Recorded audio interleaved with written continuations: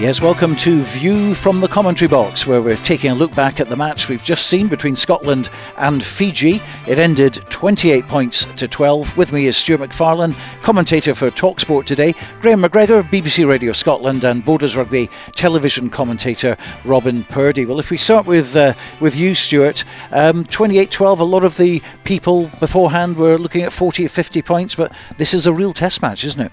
Real test match. The one thing I would say is it probably mirrored the placings that both sides have at the moment in the world rankings. Scotland 9th and Fiji 12th going into today's game.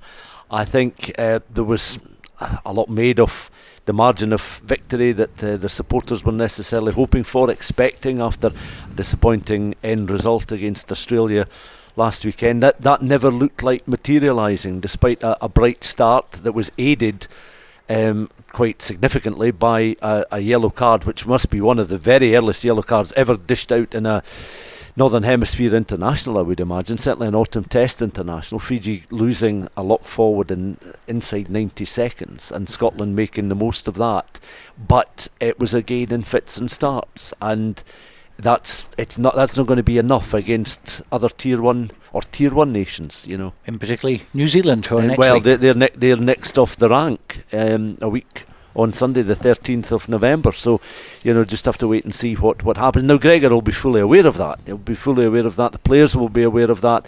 The media will make them aware of that in press conferences and such. But it's about delivering. It's about accepting that this is a win. It's not going to go down as one of the more memorable victories against Fiji, or certainly one of the more memorable internationals here at Murrayfield in recent times, but it is a win. It ends a disappointing run of results in relatively recent times. We've got to move on from it now. So 3 yellows for Fiji, I think, and 2 for Scotland. Stuart Hogg got one as well, and Darcy Grahame. So a couple of Hoik red cards there. Yellow cards, not red ones, yellow ones. And, of course, what was interesting as well, Darcy Grahame had just been announced man of the match, or player of the match, as they like to call them now. Although I didn't see any women out there, but it was definitely man of the match, player of the match. And then he gets yellow carded, and that I don't think has happened before, is it? You just announce your player of the tournament, and off he goes. Yeah, yellow card just at the beginning and a yellow card indeed for Darcy at the end, but they didn't take it away from the title of player of the match, as you say, for that reason, of course. Now, I don't know if it would have been a red card if that would have been the case, mind you, but who knows. But, overall feeling of disappointment, really. Yeah, we won, and as Stuart says, that's important. A win's a win, and we'll want to move on from that, even though probably one of the biggest challenges we'll ever have is coming up a week tomorrow, but on Sunday next week, and against New Zealand. But overall, it was such a stop-start match. So many penalties. Scotland's penalty count was high again, of course, in the first half. The pressure they put on Fiji in the second half, especially in the third quarter, was enough to turn that round, because they then started having penalties galore, and of course the yellow cards came as well, and that kind of stop-start just made it not a particularly pleasant game to watch. There were moments, we had moments from Darcy, and we had moments from Duhan van der Merwe, the other winger, going both cases looking for work, as it were. But we had one standoff in the first half and a different standoff in the second half, and obviously we don't know the state of Adam Hastings at the moment after his injury, but Gregor was asked at the press conference, of course, is he still in touch with Finn Russell, which is the player that I won, has the feeling many people here at Murrayfield today would have liked to have seen out there for entertainment, if nothing else.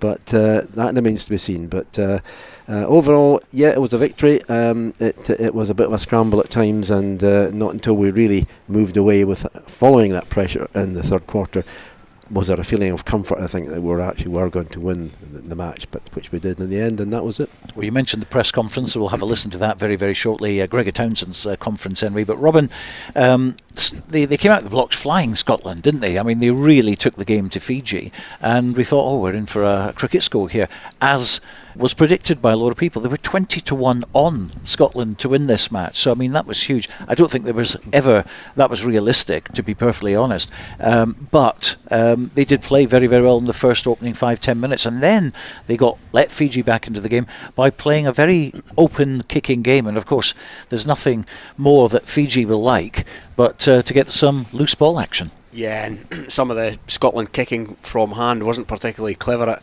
points in the game.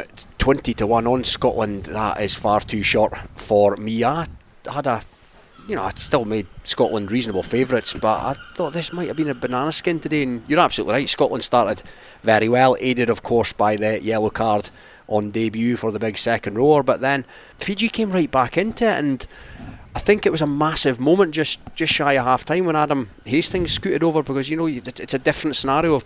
Obviously it's a different scenario going down the tunnel 14-12 to 12-7, and yeah, that was quite a key point, because that second quarter just wasn't up to much for Scotland, and plenty of work-ons. I think there was a few positives. A couple of the substitutes, Ben White and Ewan Ashman, I thought brought plenty. But yeah, 4 tries. Stuart mentioned the world rankings, 9th v 12th, 28 points to 12. Happy enough without feeling that I've seen enough to be confident that Scotland will run out winners next weekend. I think there's sections of the Scotland support that think that this is the time, maybe because of where New Zealand are at the moment, but I think it would be a dangerous game to be going into that with too high a hopes, and I don't think we've seen much today, albeit, like I say, I think it was a reasonable victory against a very competent team, in my opinion. Fiji, these guys play, they all play Super Rugby or French top division or English top division or URC. They are no mugs, but yeah, Scotland done enough today, but I don't think New Zealand will be quaking in their boots when they watch the video. Scotland scored 4 tries, of course, and almost scored a 5th with Cameron Redpath, which was what looked like a tremendous try, and then it was pulled back, of course, and then a couple of minutes later Ben White went over. So Ben White actually scored the try, and there was just literally acres of space for him to run into, Grahame, wasn't there? Yes, indeed. I mean, there were some nice wee touches there, but so many players we've had over the last few years, you don't have a feeling of continuing of a solid sort of Scotland side at the moment. They're just players come and go and come and go. Last year our players got 1-2 caps, maybe might not even hear from them again, and I don't think that helps the situation in terms of trying to get going forward a team which feels within itself, and can present a problem for opposition. But we'll just have to see next week. But it is going to be a major challenge. Everyone knows Scotland's never beaten New Zealand yet. We've come close. 2 draws, no score in one case, and 50 points shared in another case. And then, of course, Hoggy has been all brought down by Bowden Barrett in that last time that New Zealand were here. But let it go, Grahame. Let it go. Oh, let it go. I can't. We'll find out next week. But I mean, it will. Yeah, well, look, that's what it's all about. I mean, you've got to put yourself against the best to see how good you are and how you're progressing. Absolutely. Well, let's have a listen into the press conference then. And Gregor Townsend was asked all sorts of questions, as you would expect. This is what happened. We can't give away as many penalties, for sure. We've got to convert when we have opportunities, which we didn't do enough today. We did have opportunities in the first half and a lot in the second half. Now, in the second half, a lot of them led to penalties, but we won't get as many opportunities to score tries next week, so we've got to make sure we take them. The fact that we're all pretty, I think there were 6 in the first 20 minutes, is that a big concern? 6 in the first 20 minutes, maybe? Is that a big... All the penalties were against the defence in the first half, bar 1 for both teams. So I think it was maybe 14 penalties, one not against defence. So when you know the referee is going to be really strict and the assistant referees are strict on the defence, you've got to be even further away from that edge that players play on. And a lot of that was on the offside line. So discipline's a broad area. Like, at times it can be what you do in set piece, but our set piece was very strong today, but it was what we're doing in defence that needs to improve. Kinghorn and Hastings, are they going to play next week? How are they? Blair is okay. Adam is getting both his head, obviously he'll go through a second process, usually happens after a game, and he has a knee issue that's getting looked at as well. George Turner's got a shoulder issue that he's on his way to get scanned.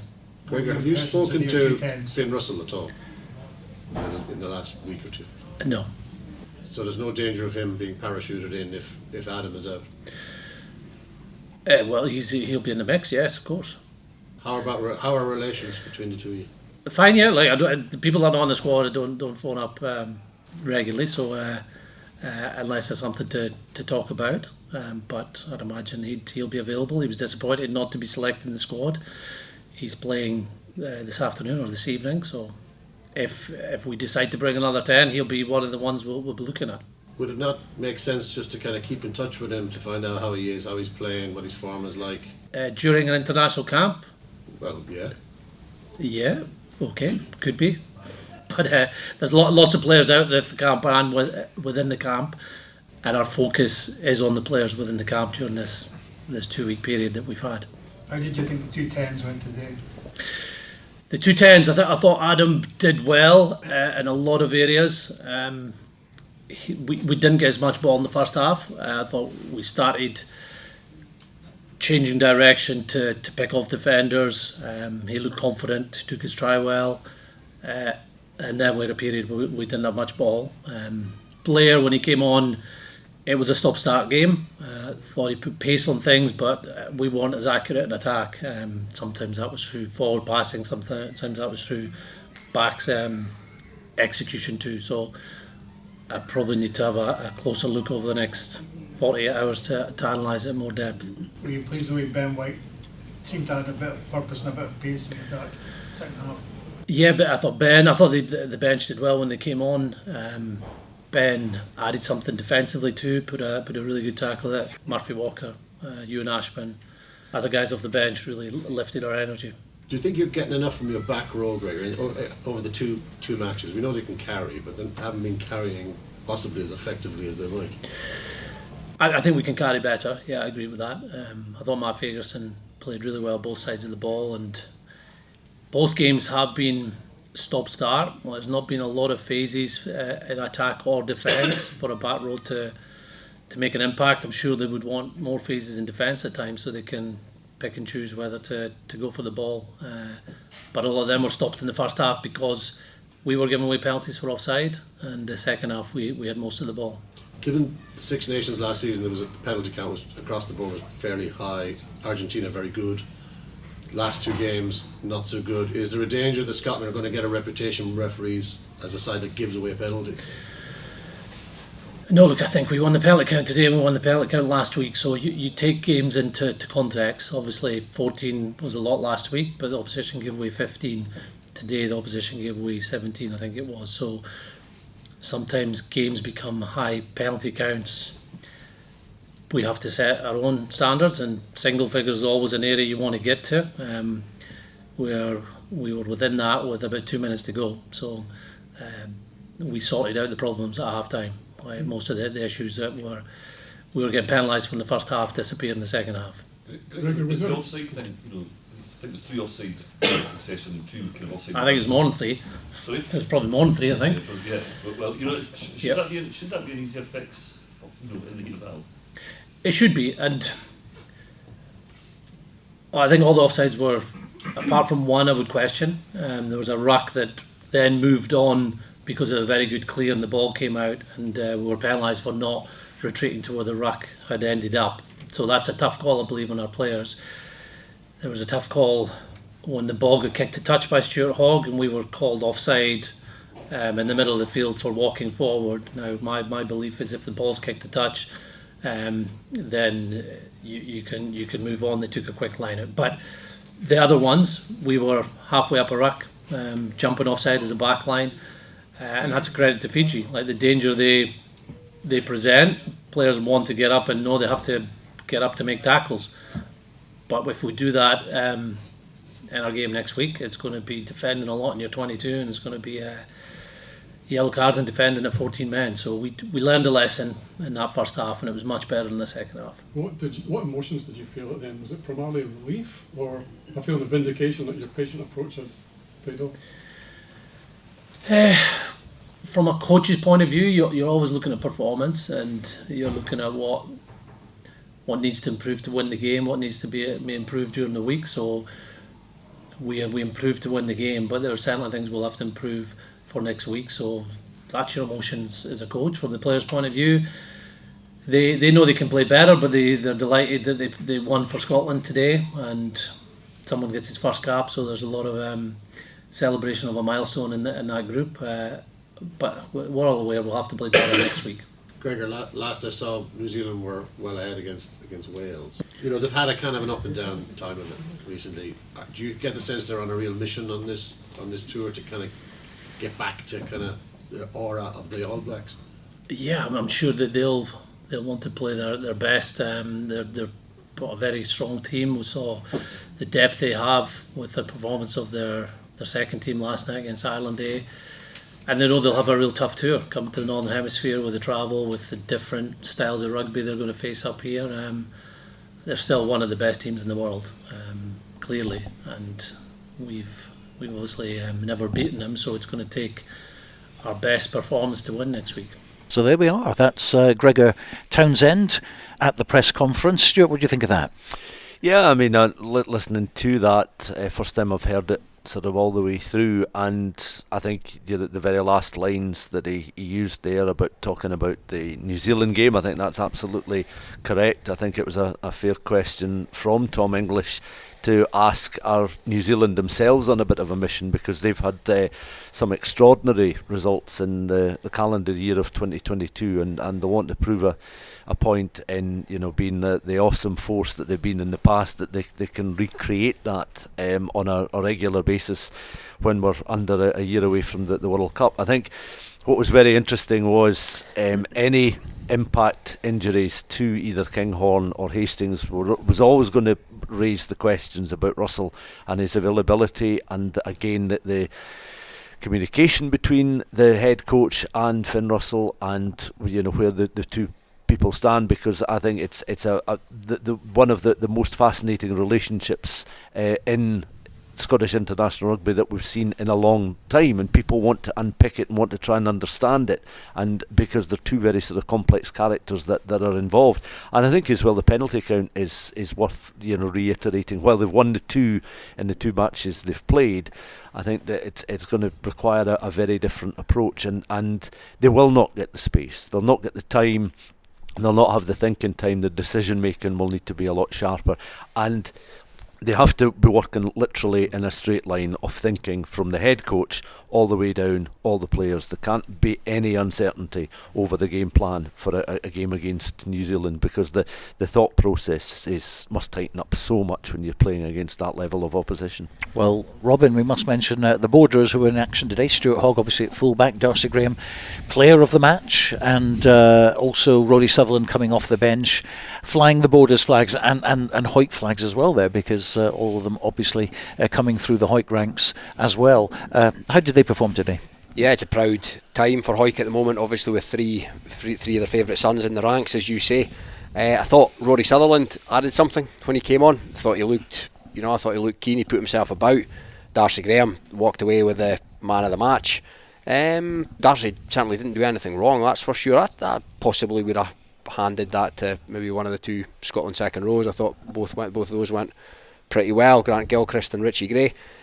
Stuart Hogg was yellow carded, obviously. One of his more quiet games for Scotland, potentially, certainly in an attacking sense. He looked solid enough under the high balls that you had to deal with, and Stuart Hogg is a world class operator, but you know, we can't expect 9 out of 10s from him every single week. And the New Zealand hierarchy, in as much as they watch the video of Scotland today, overall it might not cause them sleepless nights, but they're not daft enough to think that Stuart Hogg can't do them damage next Sunday. 58,000 plus, we believe, inside the stadium, which is not bad at all for a Scotland-Fiji game. When you look back in the previous encounters, I think that's probably a record, which is great, you know, to see the autumn tests and you're getting 4 autumn tests. That's a lot of money to invest in a New Zealand match, an Argentina match, an Australian game and a Fiji game as well.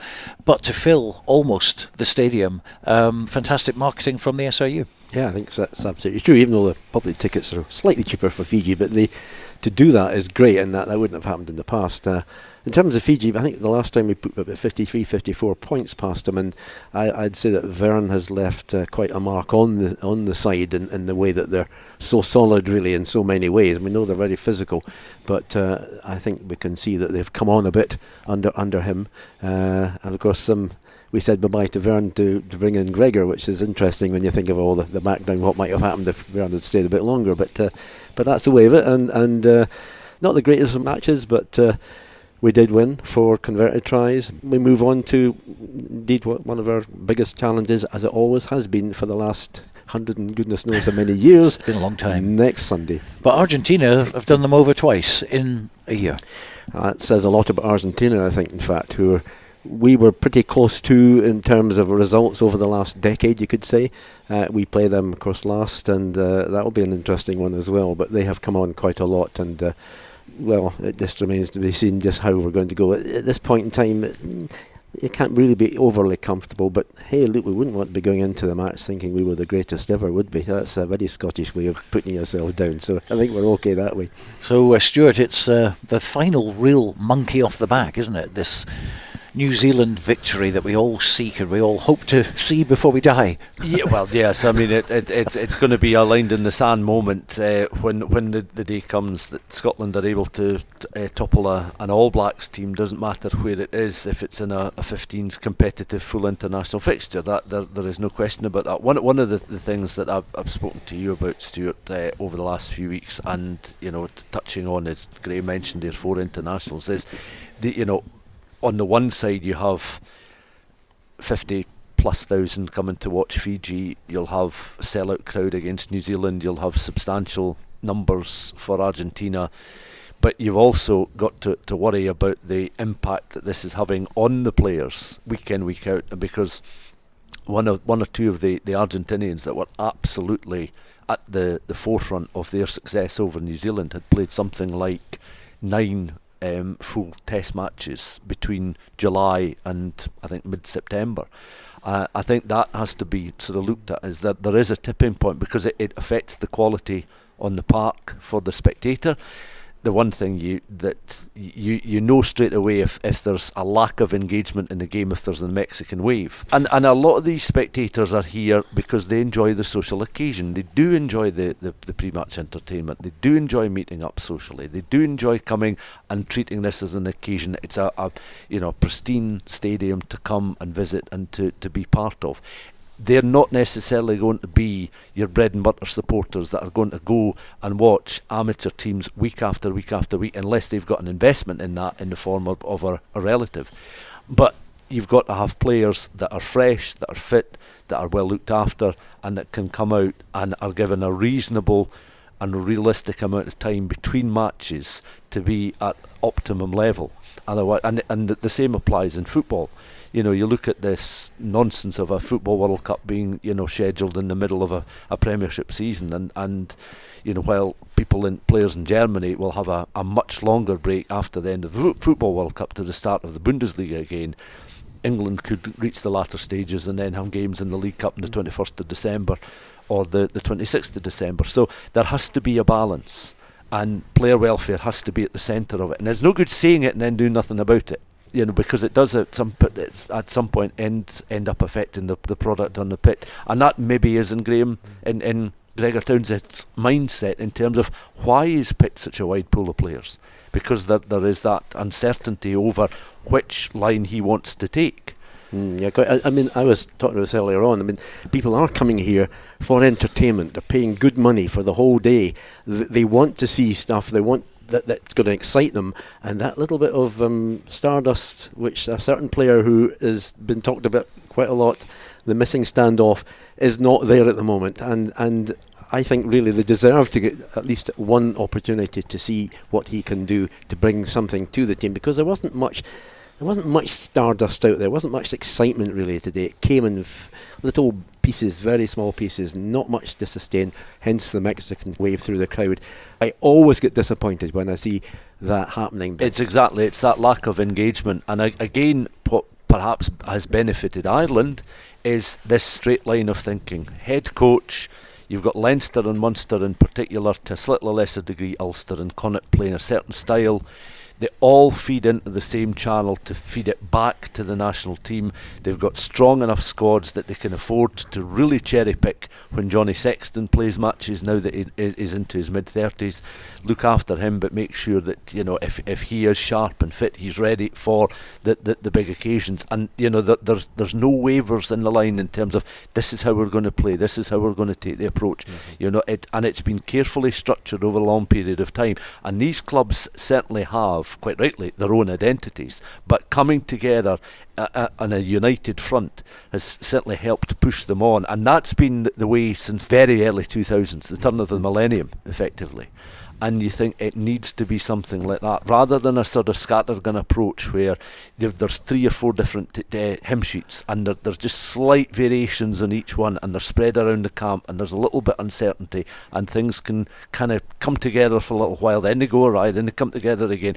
You're not going to get the success that the real fans are looking for when you've got that sort of approach. Well, New Zealand is next, and it's a Sunday match as well. Robin, let's quickly go round all of you and select your team effectively, starting at full back. Oh, to my mind, you can't go into a home international against New Zealand and not pick your best players. And he might not have been at his best today, Stuart Hogg, like I said earlier, but for me, all day long, he's one of the first names on the team sheet. We're going in against New Zealand. Absolutely unanimous on that, aren't we? I think so, absolutely. Yeah. Wingers then.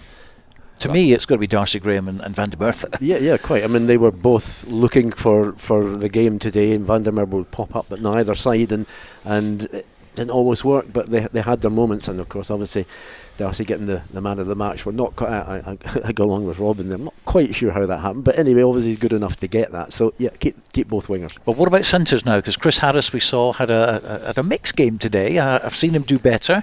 I've seen him do worse. But you've got others in the ring as well. Who would you put, Stuart? Well, Harris defensively is very strong. I think a lot of people are looking for Cameron Redpath to have a good run in the side. Again, I think it'll depend very much on the fitness and sharpness of a lot of players, but I think a lot of people were very keen to see this partnership, the defensive work of Harris and the physical aspects that he's brought and the 5 tries that he's brought to the game, but also the ingenuity that you would have from a Redpath at 12. So that was a really sort of interesting midfield, and I think it'll boil down to fitness and sharpness, who necessarily starts. I don't necessarily think anybody from the bench to Pelotu, I wouldn't necessarily pick in front of either one of those two if you were going to bring somebody from the bench into the starting 15, unless there was an injury or a knock or something like that. You all agreed with that one, the centre part? Yeah, unanimous. I wouldn't change either of those, defence and attack, as Stuart says. I think Gregor's maybe to some extent not clear himself on who the centre should be, because he has, as Mark Bennett, there's various others, and over the last 10 years we've had a load of really good centres, and trying to get a settled pairing, it's been difficult, but I think we stick with what we have at the moment. He's never been able to get the best out of Duncan Taylor because of injuries, and I think in terms of one of those sort of marquee players, Duncan Taylor was in that sort of ballpark down at Saracens, and that it's never quite happened for him, for instance. And yeah, there's you hark back to your Lenines and Hastings partnership at 12 and 13 in the last Grand Slam success, and it's maybe going to be a case of a successful championship isn't going to have a firm 12 and 13 that are consistent all the way through. Which brings us to the number 10. Do we need to pick from the current squad, or can we branch You can go outside of the squad. Well, let's be honest, we know who's not going to be there, who in my opinion should be there, and that's obviously what he's playing tonight or this afternoon in France, but you can name him if you wish. Well, that's right. I've forgotten his name from it. Yeah, Finros, obviously, and much of it depends on how injured Adam Hastings is. But I mean, they both played today pretty solidly, I suppose, and naturally a nice wee try that Adam surprised himself with, I think, in actually finding he had room to go over and score. So maybe either or both, like you did today. So if it isn't Adam, is it Blair for you? He has to send if Adam Hastings is injured, he has to send the SOS. They have to find a way to bury whatever hatchet exists, and that call has to go out. And if it doesn't, and Hastings isn't fit, then form can't be used, because he's racking up cricket scores on his own in France the last couple of weeks, and they seem pretty happy with his performances over there. And it has to. If Hastings isn't fit, there can be no other option. But I also don't see it happening. Stuart McFarlane. I can't really add too much more to that. I think it be very interesting. A lot of people will be watching his fitness and sharpness tonight even more closely. A lot of people will be asking questions in the next 24 hours of Adam Hastings' fitness. I think if Hastings is fit, the likelihood is he probably will start because of his goal kicking, and he's kicking from hand, and the requirement that he may well need a test like an examination against New Zealand if this relationship is rumbling on as we get ever closer to a World Cup, and then who starts in the first match in the World Cup against South Africa on the 11th of September next year. So that's looming ever closer, and if hatchets are to be buried, or if a new path is to be taken, I suppose you look at an examination like this in isolation and say, well, what do we do? Ross Thompson has developed very much in his time at Glasgow, but this isn't necessarily a Ross Thompson occasion where you would bring him into the 23. I think you would stick with Hastings and Kinghorn. And you certainly can't say he's had much form, because he's only had about 26 minutes. Yeah, I mean that's it. So, and another player that Grahame mentioned, a sort of one cap, you wonder if he'll ever be brought back into a conversation at international level at fly half, is Jakob van der Walt. He's another player that's sort of picked up a cap, but that would he ever have been considered for a longer run in a 23? And another one who's not in the squad as it stands at the moment. Scrum half then, Ben White did reasonably well today, scored another try. Ali Price obviously is what you would think would be the nailed on number 9, but how nailed on is he, Robin? I think Ben White is a very good option. We've sort of unearthed him, and I've been really impressed with him, but again, harking back to what I said about you need your top guys to be firing on all cylinders if you're going to have a squeak of a chance against New Zealand. And let's not forget, it wasn't that long ago that Ali Price was a first class British and Irish line, a test line, and a very good one at that. Let's go into the front row then, the area that we all know very, very well. Who would you pick? I think a fit Xander Fagerson would go in. Would you put Ewan Ashman in? I mean, I really like Ashman. I think he brought a lot today. He did very well off the bench. I actually thought that Ewan Ashman would have featured and figured more in the Six Nations of 2022. Scored a try in his debut, didn't he? And he did, and he's got 3 tries. So I mean, you could then look at Ashman and Fagerson at 2 and 3, and then Loosehead.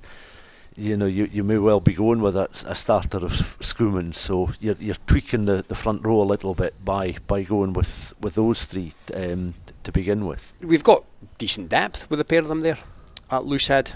They both can do a good job, and Rory Sutherland is highly enough thought of to find himself at Ulster, no less, having sadly lost his contract at Worcester there. So we've got. I'm happy enough with either of them, to be honest. And I think Gilchrist in the second row has been really playing very well in recent times. But you also have the options of Richie and Johnny Gray.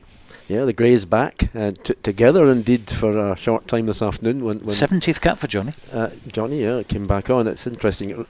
It looked at one point just months ago that Richie had really. That was it. He's gone now and he's playing club and that's it. But not back to the Scotland side. Well, he's back and had one or two. A really good move at one point. A wee sprint I saw, and why not keep them the second rows indeed as we saw today. Same with you, Stuart, there, or would you like to start the 2 Greys together?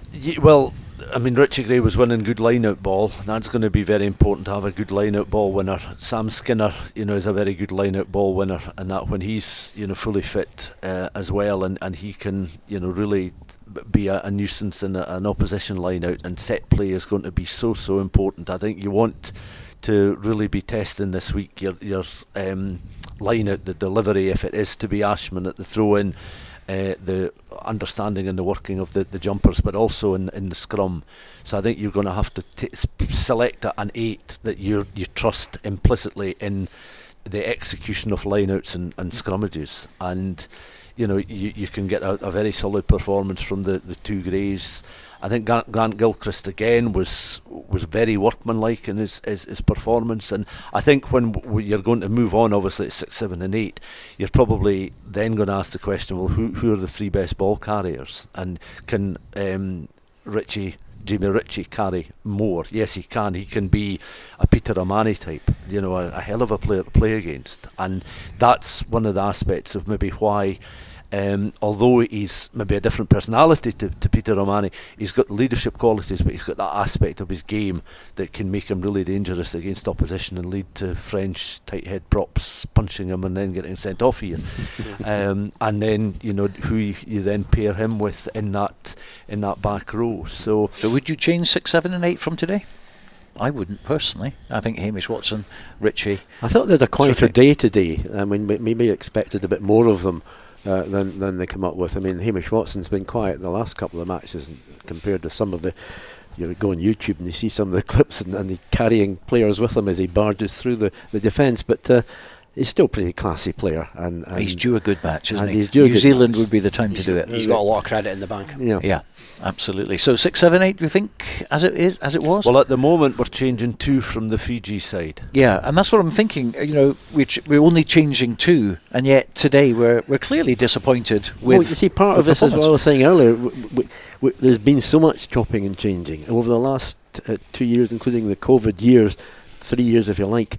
I was speaking earlier on to Robin. I think we've capped over 20 players or something. Some of them only got 1 cap, maybe 2 caps, and some will never probably hear of again. Well, at international level kind of stuff. And I think a wee bit of trying to stick together and a wee bit of solidity in the side would be worthwhile. So wholesale change is really not on. And I think as well, if you're planning an onslaught and to try and topple New Zealand, what you want is maybe a Pacific Islander opposition the week before, and a side that you're going to perhaps only tweak and adjust slightly. You're not going to make wholesale changes to then go in, because then you can say, okay, there's your performance as a collective. Now, what do we work on? What do we need to sharpen up on? Where's the lack of understanding? Where's the misunderstandings? Where's the error count building up? And maybe talk to certain players that are prone to give away penalties and work on their aspect and their mindset and how they approach the game. Because New Zealand, there's streetwise, there's Southern Hemisphere streetwise, and then there's the top level Southern Hemisphere, and that's maybe where you find South Africa and New Zealand in terms of how they behave when they're not in possession of the ball, and when there's little breakdowns in that in play, in terms of getting into the opposition and that. So you've got to tackle all of that. I mean, it comes as a giant challenge. Hence why we've never sort of managed to topple them in all the time. Yeah, so in conclusion, really, we're looking at we'd like to see Russell back at 10, and we'd like to see Ashman Hooker to replace George Turner, which wouldn't necessarily have been the case if George Turner had stayed on the park. But there it is, lots to talk about. I'm sure it's going to be a very interesting press conference coming up when the team is announced on Friday. The match is happening here at BT Murrayfield on Sunday afternoon. Scotland against New Zealand. Is this going to be the time that we finally see the All Blacks hoodoo put to bed? Thanks so much indeed to Stuart McFarlane, Grahame MacGregor and Robin Purdie for joining me, and we'll be back again next week.